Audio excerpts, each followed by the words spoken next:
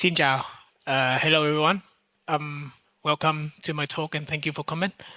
My name is Zhang, pronounced with a Z, and I am an engineer of the Cortec team at Studio Gobo, and I am representing the team here today to tell you the story of how we bring the terrain of the game Lego Horizon Adventures to the Nintendo Switch. So you may have heard I say the word story, and that is exactly what we're having today. This is not your usual success story talk in the sense that I won't be telling you do this or do that, this will lead to success, etc., etc. But rather it focuses on iterations about what we did to solve a particular problem to ship for the Switch platform. This involves a couple of failed experiments as we found some assumptions didn't work as we expected. So ultimately, I hope that what we discovered may be helpful for you if you ever encounter something like this. So without further ado, let's embark on our Lego terrain adventures. So now, first, let's start with a few gameplay footage of the game taken from the Nintendo Switch.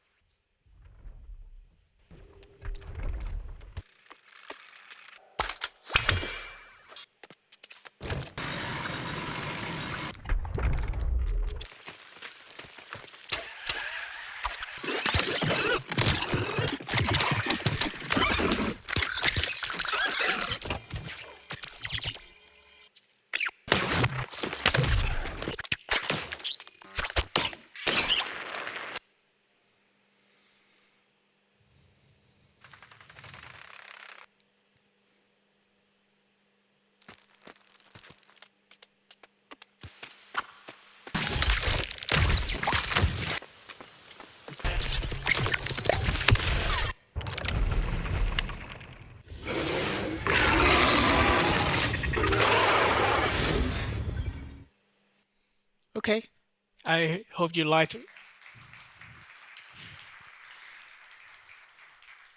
Yeah, I hope you like what you saw. It's pretty, if I wouldn't say so myself. Now, the developer, we Studio Gobo, are a team based in Brighton in the UK, with many members working remotely inside and outside of the UK. We co-developed many titles before, but with Lego Horizon Adventures, we did something different, being the full developer alongside our colleagues at Gorilla, Qlock, and other partners. As for me, I am from Hanoi, Vietnam. In my first half of my career, I was a gameplay programmer working on some mobile games, and when I moved to the UK, I started to work on lower level stuff, and I started to enjoy it. So as you saw from the game footage, Lego Horizon Adventures features a top-down view looking over a world built fully from Lego bricks, and yes, even the water is also brick-based. What we set out to achieve is the cinematic standards at real time. So the hope is that the player is immersed in a miniaturized and realistic brick-built world. So the platforms that we target are PC, PS5, and Nintendo Switch using Unreal 5.3. So now, before getting to the actual problem-solving part, let me take you through how the terrain was built in Lego Horizon Adventures.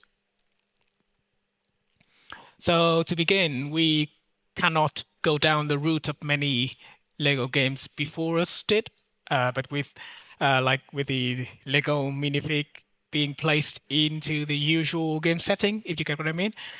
So our art direction is built, everything is built from brick. So what we want is essentially horizon terrain in brick form. Initially, we wanted to use uniquely handcrafted terrain models like this, but this was quickly dismissed due to it takes a lot of effort to make, and each model can easily take months to build. And also it creates a lot of noise looking from the gameplay camera. So our artists opted for an approach relying on modular tiles. These modular tiles are snapped together using strict rules on size and angles. It's quite a long story how we ended up designing the terrain this way in the perspective of art direction, which my colleagues James and Rich covered in the GTC talk. But anyway, going back to our problem, hand placing terrain tiles is a exhausting and boring process. So to assist that, we have a terrain tool that lives alongside other Unreal Engine level design tools. It supports painting style interactions. So with this tool, artists and level designers can paint terrain patches in different tile types and tile sets that's designed for each biomes. I will get into this later. And the important thing is that they have instant feedback so that they can do experiments and explorations easily and quickly. So here's how it looks in action.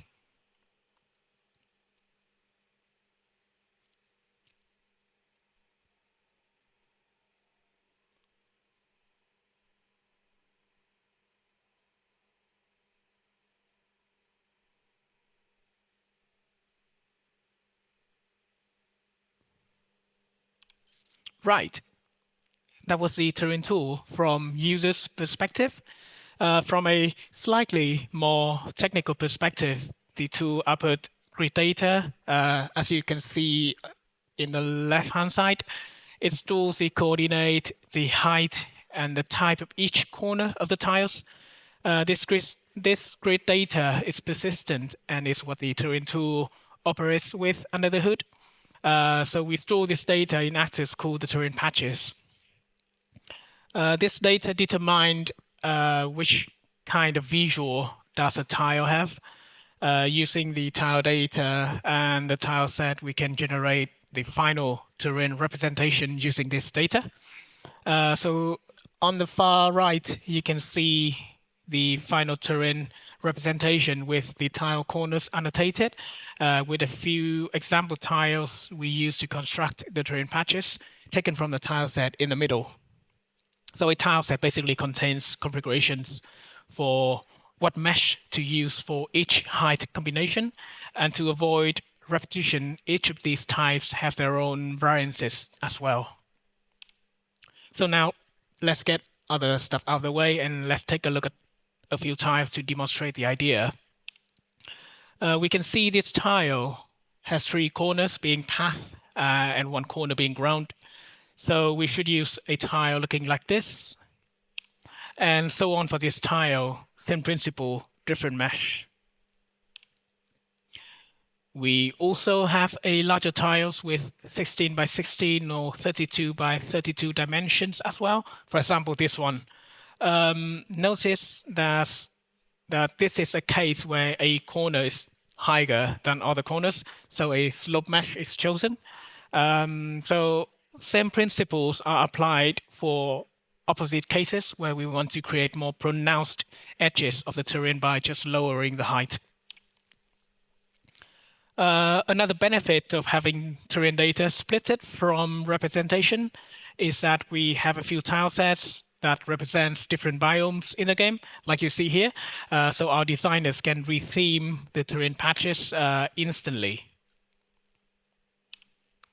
Now, let's take a closer look at the tiles. The terrain tiles, like all other geometry in the game, is powered by the same mesh pipeline. Behind this pipeline is some procedural Houdini black magic. If you're interested, I would recommend checking out my colleague Simon's talk about this topic. But for us, all we care about is that it generates an optimized mesh for us from the models being built inside a specialized Lego modeling software. The generated mesh Lot Zero is used for high-end platform where we leverage the cool new stuff like Nanite and Lumen, while for Switch, we use higher lots starting from Lot 1 and the traditional ways of rendering by issuing draw calls. So you may notice that higher lots geometry do not have the trademark Lego studs. because for Switch, we render the studs by ray tracing into camera-facing billboards in a separate pass in one draw core. So instead of rendering studs geometry naively, this is covered by my colleague Ali in his Digital Dragons talk, focusing on the rendering side of the game. Next up, the terrain patches can also be painted on top using the recoloring tool. The tool supports brush style painting and bucket style painting. And these custom colors can also be saved as color presets to reuse later. Recoloring basically allows more visual variety, but the artists don't have to duplicate the model assets. This feature, again, is not limited to the terrain models, but all Lego models in the project. At the moment, we will not dig any deeper into how this works. Ali's talk already covered this in depth, but we will revisit this later in this talk. So please remember, recoloring is a cool piece of tech. So for now, it's enough to say our artists have several tools to achieve visual varieties for the terrain. They have biome-specific tile sets where they can apply visual identity to each biome using a dedicated color palette, and even shapes of bricks. For example, the forest and Nora regions use softer and more rounded brick tiles for more friendly feel, while the desert and jungle use more angular shapes. And on top of this, for each level, the color can be painted over without adding more stress on managing the tile models and the tile set library. Okay, that's a quick summary of how we built the terrain for this project.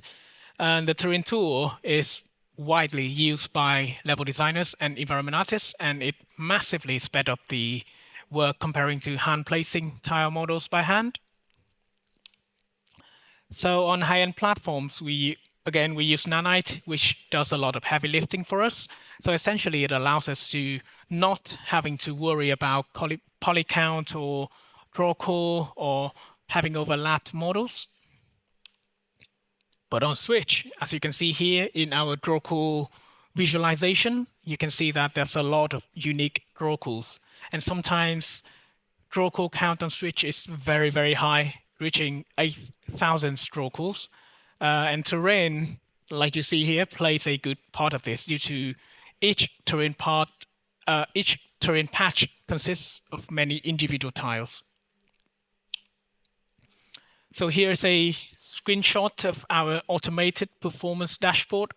The top is render thread time and the bottom is draw core. So this shows a correlation between these values. So these graphs indicate we would like to keep draw core counts under 2.5 thousandths to reduce stress on the render thread, while leaving some headrooms for the render thread to do other tasks. So this is something that we need to sort out.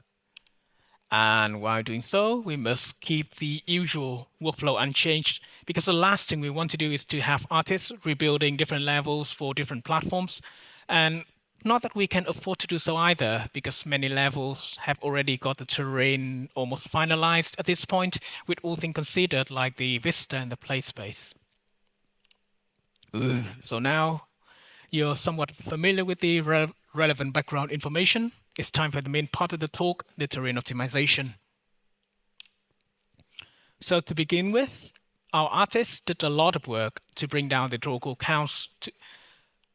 They designed the level for the Switch first, and then they scale up to more capable platforms, which is the good mentality to start with. To do that, they made the most use of the fixed camera angle. So they use larger tiles where possible. For example, they use 32 by 32 or 16 by 16 tiles instead of 8 by 8 tiles. They also did a lot of manual iterations to keep the number of overlapping terrain patches or large patches with a tiny visible portion to the minimum. So up to this point, you can tell our artists worked under a lot of constraints. but they were able to optimize the draw call count to around 5.6K. Very impressive given the initial numbers like 8Ks, but still very off target. But there's only so much that they can do before visual quality starts to degrade, so they needed extra help from us engineers. So the first idea we had, obviously, to reduce draw call, instance tiles. This is simple to integrate because we already have the terrain tool working on the patch data. So instead of spawning different static mesh components, we can just spawn a single hierarchical instance static mesh component and containing all the instances of a tile. But unfortunately, a quick test showed us it's not the case. The performance is even worse than the non-instance versions in many cases. With the render thread cost particularly high in some level, for example, the hub level on the top have a stonking 19 milliseconds increase. So looking a bit more closely, the render thread new bottlenecks are mostly caused by HISM from the view visibility work to the dynamic shadow work. So that is one part of the problem, the CPU side. How about the GPU side? Well, the GPU side is also suffering as well, probably related to the higher primitive count, because sometimes the entire instance cluster is rendered despite only having a few pixels end up being visible. And in addition, HISM has a few extra vertex attributes like you see here. So it causes more stalls fetching all these vertex attributes into GPU.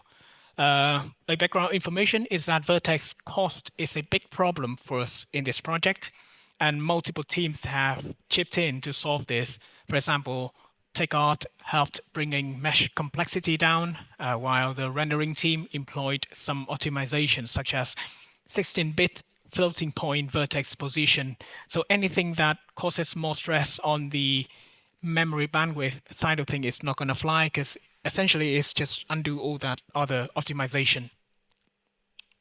So sadly, we had to park this direction, but your mileage may vary because I heard that there were a lot of improvements on how the engine handles instancing since 5.3. So make sure to profile in your case. Perhaps your vertex processing cost is not as high as ours, so the cost for extra attributes is not even a concern. So the second idea we had is to generate a unique Lego model per terrain patch. However, it would involve somewhat a complicated data transformation process, as you can see here, and that is not very efficient. But more importantly, the sheer number of assets being added is what going to put us off. So to demonstrate, we have around 150 levels containing the terrain with number of terrain patches per level around a few dozens. This means we will have thousands of Lego models, each of them very complicated as they are merged together from simpler models. To compare, we have around 500 tile models across all tile sets we have in the entire project. So all of these already cost us around 800 megabytes for the asset size in editor. So the prospect of having thousands of extra terrain models looks very scary. So at this point, we took a step back and look at our scene. So here is a example scene I have. Having the close by terrain patches rendering in high detail is not an issue for us, but it is more of an issue for distant patches, and with the help of depth of field, they are going to be blurry anyway. So we set out to explore the third idea, which we call proxy mesh. The idea is similar to the hitch loss system in Unreal's world partition, in the sense that faraway patches are swapped to a merged and simplified version. So to do this, the first part of the puzzle is obviously how to merge these meshes together. Here are a few options available for us. So Houdini probably needs no introduction, but for other two, in case you don't know, mesh merge utilities is the logic toolkit behind the engine's built-in actor merging tool, while dynamic mesh powers many in-engine mesh editing operations, from the modeling tool to the ability to manipulate geometry using scripting like Blueprint or Python. So long story short, we ended up choosing to work with the dynamic mesh format. It stands out for this use case because it provides some sort of balancing, because it provides more flexibility than mesh merge utilities, but it doesn't require invoking an external process or requiring any sort of data round trip like Houdini. So I prepared a few snippets to demonstrate it in action. So let's see how it goes. Cool. So here is the first snippet I added for merging the individual tiles together. It's very simple because, like I said, there are many built-in engine operations that works with the dynamic mesh format, including a few geometry script helper functions that you see here. All this snippet does is to take the individual static meshes, copy it to a dynamic mesh. You can also choose the lot of the source mesh to copy over to the dynamic mesh as well. Then I just append the current tile mesh to a merge mesh, so which later gets copied to a static mesh asset when finished. So at this point, it's ready to use in engine. And yay, this is what we have, the first part of the puzzle solved. I'm using lot 0 to demonstrate the idea, but in reality, we use the highest possible lot to reduce poly count. So the second part of the puzzle is to actually display the merged mesh at runtime. I use a very simple algorithm based on the bounding box of the terrain patch to determine if the size is below a certain threshold, it's going to be small. If all the vertices of the bounding box is behind a far depth of field plane, an imaginary plane, like the image in the bottom left, it would be considered distant as well. So if a patch is either outside of the viewport completely or either distant and small, we will show it in proxy mode. So by showing in proxy mode, I just mean that hiding all the individual tiles and showing the merge mesh and vice versa.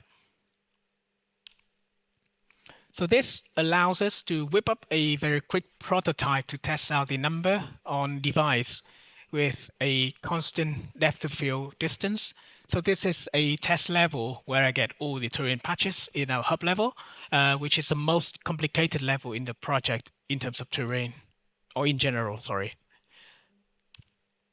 We can see that the draw thread cost is already coming down. It ranging anywhere from 0.5 to 2.5 milliseconds, depending on where the character stands, of course.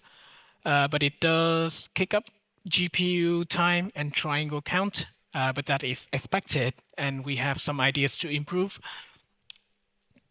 So the first idea is that as a patch can get quite big, but just a fraction of it being visible in the viewport, so sending a big mesh over is kind of wasteful. So the issue here is similar to the instancing cluster problem that we faced earlier, because CPU side cooling cannot reliably decide if this mesh is worth sending over to the GPU to render. So we can aid this process by splitting the patches into smaller chunks. So doing this alone already helps bringing the poly count and GPU time down closer to the base level. So if you look into the primitive count, it's very close to the base level as well. And with Takeout releasing more optimized version of the higher lots, the poly count will be brought down even further as well. So this is not something we're too worried about. Okay, now we are content with the performance characteristics of this direction. We can start to think about how we can roll this out without affecting the artist's workflow. So with what we have so far, it's quite easy to employ the auto regenerate on safe mechanism, similar to how Unreal's H lot handles its proxy meshes. And to avoid generating everything in a level on safe, which can take a while and more scary, piss off the artist, we store the checksum of the terrain patches to quickly determine those that were changed during the edit. We also have a nightly Team City job that does a scan through all the levels of the game and update the terrain patches in these levels as needed. Occasionally, we still need to manually trigger the job where these proxy meshes can be forced regenerated. For instance, if we want to do some breaking changes in the code or in any of the data. But that is something we do overnight, and we can live with this inconvenience every once in a while. Then we want to be a bit more mindful about the asset size. To do this, we did several things. The highest lots, as I mentioned several slides ago, has been very optimized at this stage, thanks to the work our takeout team put in. But once the mesh is merged, there's always extra room for further reduction settings. Unused UV channels are stripped out as well. I will touch on this in a minute, but in the meantime, let's see other options. We can strip out ray tracing acceleration structure for the generated mesh as well, because it's not like we are doing any fancy real-time ray tracing on Switch. Next up, navigation and collision is not needed either, because these meshes are only displayed at a very far distance and the character does not stand on them. And furthermore, the original tiles with navigation and collision enabled is still there. They're just hidden.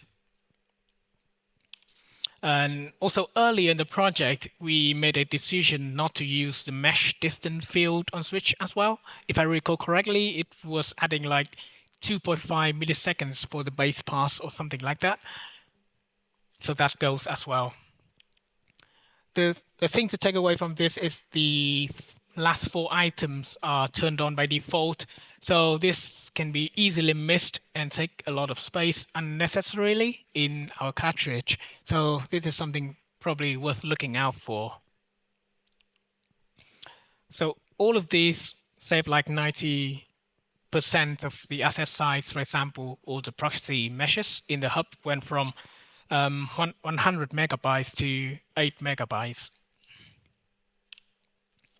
Okay, so with all of this, we can be more confident in the idea and can start tying up loose knots in terms of quality and correctness. So I hope that you still remember our recoloring feature, because the first issue we notice is the correctness of the recolored terrain patches as highlighted here. So now is the time for a super quick explanation of how recoloring works. So to start with, the Houdini mesh pipeline stores the Lego color ID in UV channel 1 and brick ID in UV channel 2 of the vertex. If a model is recolored, its scene proxy has a lookup buffer specifying which color does the brick has eventually. Then the color ID, either from UV1 as the base color or looked up from the recoloring buffer, is then used to look up the actual RGB value in a material parameter collection. So for proxy meshes, we don't want any of these dynamic lookup. We will just write everything down to UV1 and we can reuse the existing material. Aside from cheaper runtime rendering cost, we can reduce memory footprint and package size by removing UV2 as well. So this is the remove unused UV thing that I mentioned a few slides ago, among other stuff. So here is a test I'm going to use. It's like the worst case scenario test, because for terrain, our artists mostly use bucket coloring instead of painting them into arbitrary color strips like this. So if this test case passes, we should be good in production. So circling back to our mesh merging code, so far dynamic mesh does not standing out comparing to simple utilities like the mesh merge, but now it starts to do so by providing the mesh editing mechanism. The edit mesh function is quite flexible. All it requires is just a lambda to define what you want to do with the mesh. So here's how the lambda being passed to the edit mesh looks like. The logic is what we discussed before. We just fetch the expected color value using brick ID from UV2 and then the recoloring buffer, and then write the value down to UV1. So with a very few simple function calls, we can manipulate the mesh in Engine. So we are just touching, like scratching the surface in here. The dynamic mesh is a very powerful format, which the potential is very large. So one little tip here is to make sure to access the elements via the persistent vertex and triangle IDs. The reason is that the same vertex may end up in different element ID in different UV layers. So if you assume the same element ID across different UV layers pointing to the same vertex, the result will be wrong, because I found out about this the hard way by actually making the mistakes. So this is how the mistake looks like. The final vertex color gets written to the wrong element, causing a triangle to show up in the final mesh. So the next improvement we made is a dynamic draw distance, because so far what we have here is a constant DOF distance. So this aims to utilize our awesome camera framework. It's dynamic because many things can influence the camera, such as player 1 and 2 in co-op mode, or interesting points on the map, or entities in combat. It is also very customizable because the designers have lots of tweaks to showcase the world. And lastly, it covers a very large range of contexts, from usual map discovering to combat to boss fight and cinematics and etc. So it's very thorough. So we need a dynamic distance. So it turns out to be easier than I thought, because everything eventually gets baked down to the built-in scenic camera component, which already has all kind of info. So I hijacked this formula in the DOF post-process shader, and then I whack in a kind of buffer distance in there just to be sure that the DOF distance is far enough to avoid any noticeable popping, and we're ready to go. That buffer distance is totally optional. You can have that or not. So here's the dynamic draw in action. You can see that the purple plane does move around in different camera situations based on the camera settings in each frame. Whew, we're nearly there. We started rolling this tech out to several levels as a final step test, starting with levels like the hub or a few most draw core-bound levels in the project according to our performance dashboard. We were very happy to see the relevant performance metric starts to pick up overnight. Then the promising signs are there. It's just a matter of rolling it out for other levels for more win across the board. So in the end, it added about 90 megabytes for all generated terrain proxy meshes in the project, which is still acceptable given the improvement in runtime that it brings. Okay, so before we close off, I want to introduce a fun problem. We observed that for some levels, the terrain proxy runtime code, which toggle the proxy meshes on and off, causes end of frame hitches. This is reproducible for dense areas with lots of static mesh component being set visible and invisible at any time. So turns out set visibility is not exactly free. So allow me to explain what happens here. So number one is where the terrain system issuing set visibility calls. These calls are not processed individually, but the game thread will send them into the render thread in a batch, as you can see in number 2 at the end of the frame. In number 3 is the render thread actually process these requests. So it does it by firstly deallocating the proxies for components being set invisible and allocate and setting up new proxies for components being set visible. So what we have in return is number 4, where the game thread has to wait for a huge amount of time for the render thread to finish the work. So there's a obvious solution is to cap the number of components being set visible or invisible every frame, or if you prefer the posh name, staggering update. But there's a question almost all programmers out there will ask, can we do any better than this? So I embark on this journey. I searched through the Unreal code base. I found out that something potentially useful, which is the scene views primitive visibility map, which get used in several different passes in the render thread, such as occlusion cooling or fading primitive. So seems like a natural fit to this. So I tried a custom visibility pass, which the scene view extensions can override. This is running somewhere in the render thread where it makes sense. But the general idea is that in the terrain system, I don't issue set visibility calls, but to use that custom scene extension to show and hide the components. The idea is that all components proxies are kept alive in the render thread. So what I hope to see is that now I don't have to pay the cost for allocating and setting up these scene proxies every now and then. It would be less hitchy. So the answer is, well, yes and no. It does become less hitchy, problem solved, right? But if you look into the far right, but the base cost is much higher due to more primitives being processed every frame. So we can try different solutions here, like moving the custom visibility pass around before or after the cooling passes to reduce the number of primitives being processed.